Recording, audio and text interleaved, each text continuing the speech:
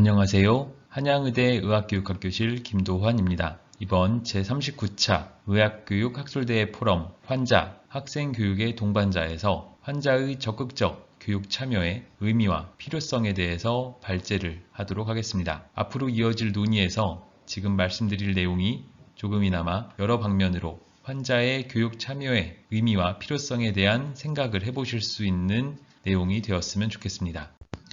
윌리엄 오슬러는 의학교육에서 많은 명언을 남긴 것으로 유명한데요.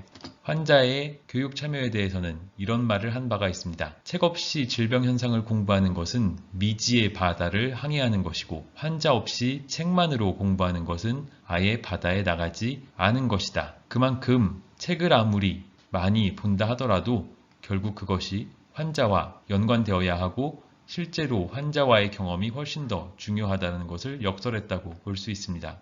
한 발 더 나아가서 그는 또 이렇게 말합니다. 환자 없이 책만으로 가르치지 않는다는 규칙도 좋지만 가장 좋은 것은 환자가 직접 가르치는 것이다. 환자가 교육에서 할 수 있는 여러 가지 역할이 있겠지만 그 중에서도 직접 학생에게 가르침을 줄 수 있는 역할을 강조한 것입니다. 물론 여기서 직접 가르친다는 것이 꼭 강의를 한다 이런 것만 의미하진 않을 것입니다. 여기서 더 강조하고자 하는 것은 환자와 학생의 직접적인 상호작용과 교류가 얼마나 중요한지 그것을 강조하는 것이 아닐까 합니다. 이번 의학교육 학술대회에서 보셨던 영상 중에 이런 사진들이 있었습니다. 우리의 한국의 의학교육 역사를 되돌아보면 환자가 교육에 참여해야 한다는 중요성이 충실히 많은 환경에서 이루어진 것을 알 수 있습니다. 하지만 보기에 따라서는 이렇게 자신의 신체를 다 드러낸 채로 혹은 옆에서 다른 환자나 다른 의료진이 많이 있는 상태에서 혹은 심지어는 이런 강의실에서 환자가 자신의 신체를 혹은 진료 과정을 다 드러내는 것이 다소 과하고 어쩌면 비인간적으로 느껴질 수도 있습니다. 그러한 변화가 이제는 이러한 고충실도 마네킹이나 모형과 같은 것으로 대체되고 있는 것도 사실입니다. 이렇게 변화한 이유는 점점 환자가 의료의 대상에서 주체로 바뀌어져 왔기 때문이기도 합니다. 이렇게 보라색 표시로 된 것이 환자인데 가장 옛날에는 많은 의료진이 혹은 의사가 그들 나름대로의 결정을 하고 그 결정을 환자에게 지시하거나 그대로 시행하는 것이 과거의 온정주의적 혹은 가부장주의적 접근이었다면 그 다음에 나타난 변화는 환자가 이러한 논의의 중심이 되는 Patient Centered Care라는 것입니다. 이 앞과 다른 것은 의료진이 자신들을 중심으로 결정을 하고 그 결정을 환자에게 일방적으로 전달하는 것이 아니라 의료진이 그런 논의를 할 때 환자를 충분히 고려해서 환자와의 상호작용 속에서 환자를 중심에 두고 논의를 했다는 것입니다. 하지만 여기서 한 발 더 나아간 것은 돌봄의 혹은 의료의, 보건의료의 파트너십이라는 개념입니다. 여기서 환자는 더 이상 어떤 대상에 머무르지 않고 이 전체의 다른 의료진과 동일한 위치에 놓여진 주체로 등장하게 됩니다. 이러한 변화는 몇 가지 이유가 있을 것입니다. 예컨대 전문직에 대한 무조건적 존중이 저하되기 시작했고 소비자주의라고 일컬어지는 소비자의 권익이나 권리가 조금 더 강조된 이유도 있을 것입니다. 뿐만 아니라 의료라는 것이 눈부신 발전을 이뤄왔지만 그 한계 역시 명확하다는 인식도 점차 높아지고 있습니다. 이러한 변화를 보여주는 용어들은 예를 들어 생물 심리 사회적 모델, 환자 중심, co-production, 공유 의사결정과 같은 용어들이 있고 이는 점차 환자가 의료행위의 대상에서 주체로 변모되어 왔음을 보여주는 단어들입니다. 하지만 이렇게 환자의 권익과 환자가 의료의 혹은 돌봄의 주체가 되는 것은 대단히 중요하지만 의과대학에서 미래 의료인을 양성하는 기관에서 볼 때는 그러한 환자의 주체성, 환자의 권리뿐만 아니라 잘 배워야 하는 학생의 입장도 고려하지 않을 수 없고 이 둘 사이에 적절한 균형을 잡는 것이 필요합니다. 따라서 이 상황에서 환자에게는 자신의 신체에 대해 무엇을 할 것인지 결정할 도덕적, 법적 권리가 존재하고 학생이 무언가를 배워야 하는 학습 요구를 때로는 능가하거나 더 중요시하게 여겨질 수도 있습니다. 하지만 이 외에 균형을 잡아야 하는 것이 하나가 더 있습니다. 바로 환자와 환자의 요구입니다. 환자와 환자라고 할 때는 현재의 환자와 미래의 환자를 이야기합니다. 즉, 현재의 환자의 권리도 중요하지만 뿐만 아니라 잘 훈련받은 의사로부터 진료를 받음으로써 미래 환자가 얻게 될 이득을 고려하지 않을 수 없는 것입니다. 왜냐하면 의료라는 것은 지금 당장 몇 달, 몇 년만 유지되고 끝나는 것이 아니라 지속적으로 앞으로 수년, 수십 년 이 보건의료 시스템이 유지되는 한 지속되어야 하는 체계이기 때문입니다. 그럼에도 불구하고 이런 미래의 환자의 이득을 위해서 혹은 학생이 무언가를 배울 수 있다는 것을 환자에게 무조건적인 희생을 요구하는 수단으로 쓸 수만은 없습니다. 흔히 베네핏이 있는지 혹은 어떤 이득을 얻는지를 농담처럼 이야기하곤 하는데요. 이런 식으로 학생이 배울 때 환자가 많이 참여해주는 것은 분명 학생에게는 명확한 이득이 있습니다. 임상적으로는 다양한 추론 능력, 진찰 능력, 전문직으로서의 기술 및 태도 함양에 도움이 되고 정서적으로는 학생의 동기부여나 공감 능력, 자신감과 책임감을 함양하는 데 도움이 됩니다. 뿐만 아니라 학생은 인문사회적으로 다양한 환자의 문화적인 다양성을 접할 수 있고 삶의 다양성을 간접적으로 이해함으로써 통찰력을 더 높일 수 있습니다. 하지만 이러한 참여가 많은 연구에 따르면 명백히 환자에게도 여러 가지 이득을 줍니다. 예를 들어서 환자는 자신이 의료진의 양성에 혹은 의과대학이나 병원에 무언가 기여를 했다는 만족감과 이타적인 느낌을 얻을 수도 있고 자존감이 향상되거나 자신이 이 병원에서 조금 더 가치 있게 대해진다는 느낌을 받을 수도 있습니다. 이러한 스스로의 만족감, 자존감뿐만 아니라 실질적으로 자신의 상태에 대한 지식을 습득하는 기회가 될 수도 있습니다. 교육에 참여함으로써 환자는 지식을 얻기도 하고 또 여러 의료진과의 관계 속에서 사회적 고립으로부터의 안도감을 얻을 수도 있습니다. 그리고 이런 교육 참여는 환자에게 다양한 의료진이나 학생과의 관계를 향상하고 개선할 수 있는, 더 발전시킬 수 있는 기회이기도 하며 이러한 관계가 장기적이고 지속적이고 연속적인 형태로 유지될 수도 있습니다.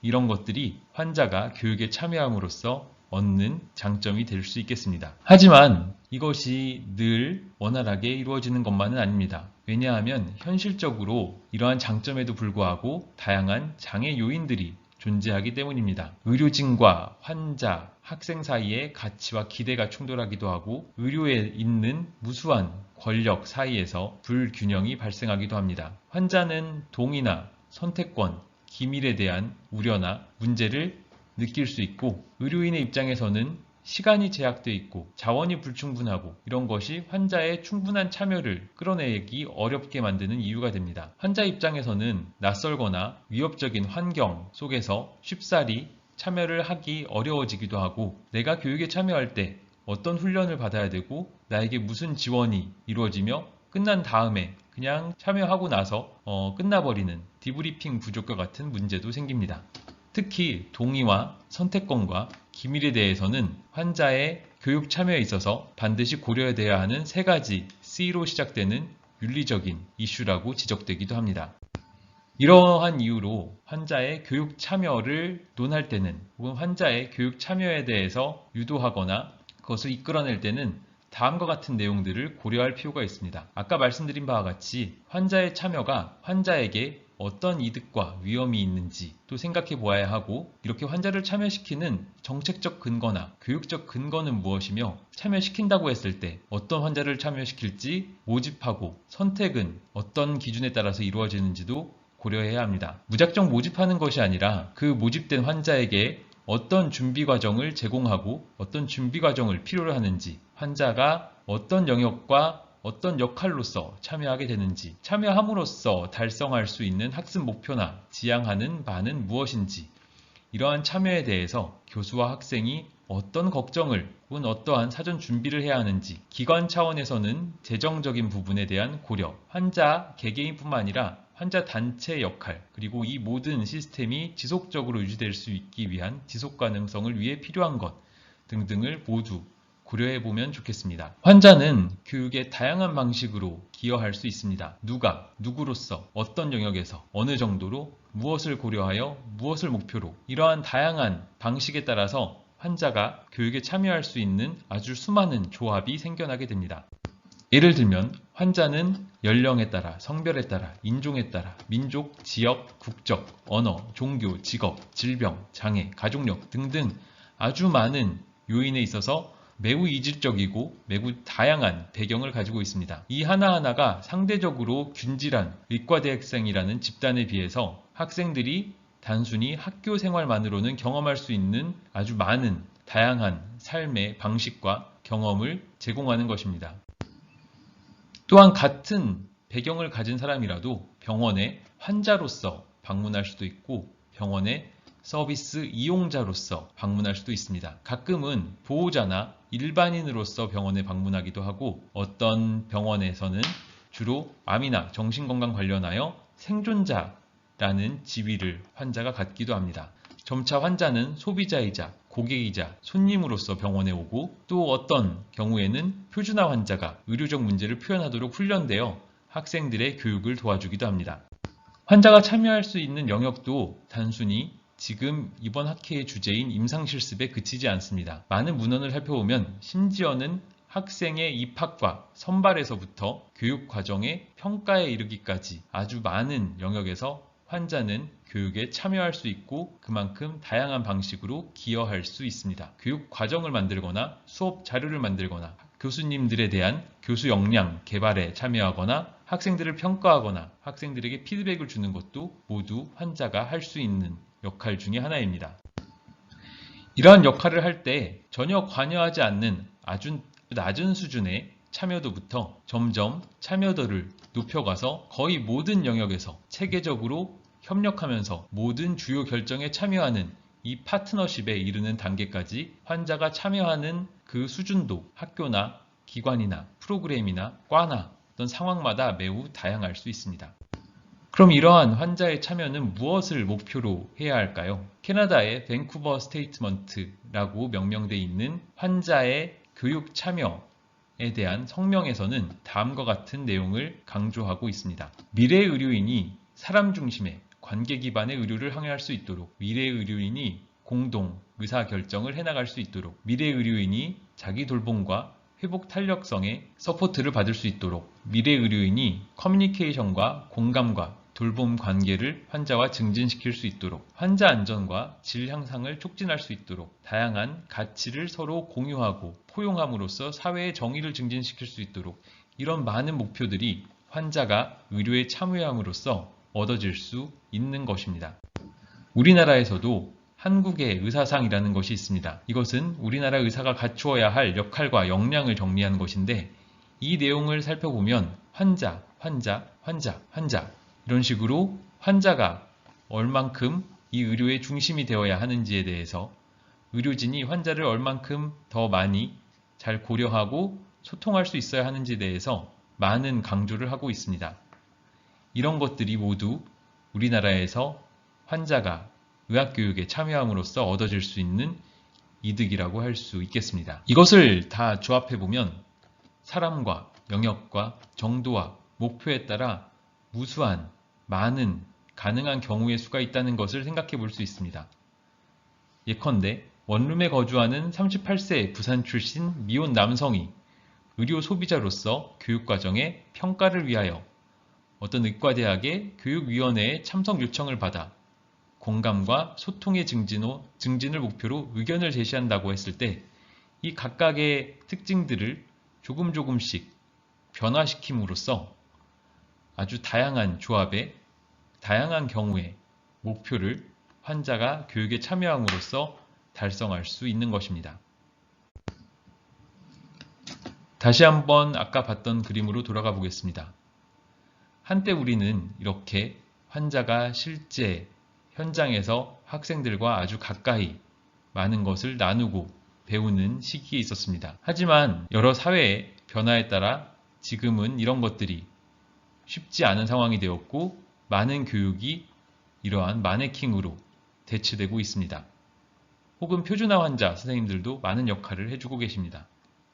하지만 궁극적으로 교육이 다시 향해야 할 곳, 돌아가야 할 곳은 이 뒤에 작게 있는 비록 아직은 의과대학생인 두 학생들이 있지만 결국에는 이렇게 환자가 있는 그 공간, 환자와의 직접 경험과 환자를 직접 마주할 수 있는 그러한 교육이 될 것입니다.